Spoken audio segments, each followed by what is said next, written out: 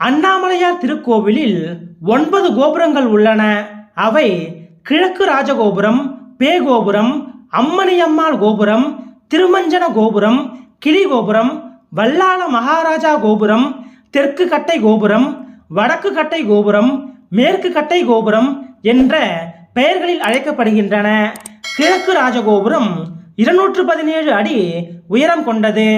வீரவல்லாள மகாராஜா கோபுரம், கிளி கோபுரம் 81 அடி உயரம் கொண்டது. தெற்கே திருமஞ்சன கோபுரம் 157 அடி உயரம் கொண்டது. தெற்கு கட்டை கோபுரம் 70 அடி உயரம் கொண்டது. மேற்கே பே கோபுரம் 160 அடி உயரம் கொண்டது. மேற்கு கட்டை கோபுரம் 70 அடி உயரம் கொண்டது.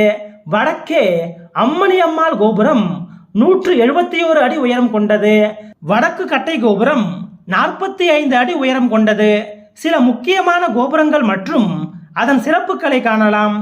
இத்திருக்கோவிலின் பிரதான நுழைவாயிலாக அமைந்துள்ள கிழக்கு ராஜகோபுரம் 13 நிலைகளோடு 217 அடி உயரத்தை கொண்டிருக்கிறது.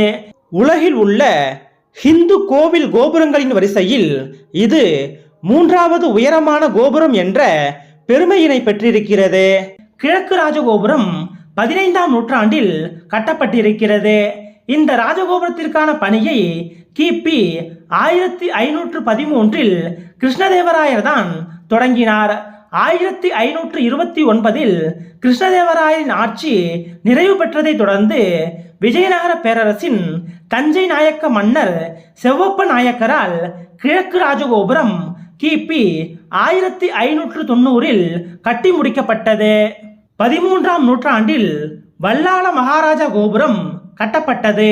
கிபி 1318ஆம் ஆண்டு துவங்கி 1340ஆம் ஆண்டு வரை இந்த கோபுரத்திற்கான கட்டுமான பணிகள் நடைபெற்றுள்ளதாக கல்வெட்டு குறிப்புகள் கூறுகின்றன. இதனை கட்டியவர் வீரவல்லாள மகாராஜா. கிழக்கு ராஜகோபுரத்தை தாண்டியதும் வருவது இந்த கோபுரம்தான். கீழ்ப்பகுதி தூண் ஒன்றில் வல்லாள மகாராஜாவின் சிற்பம் கைகூப்பிய நிலையில் இருப்பதை காணலாம். இந்த மன்னருக்கு பிள்ளைகள் இல்லை.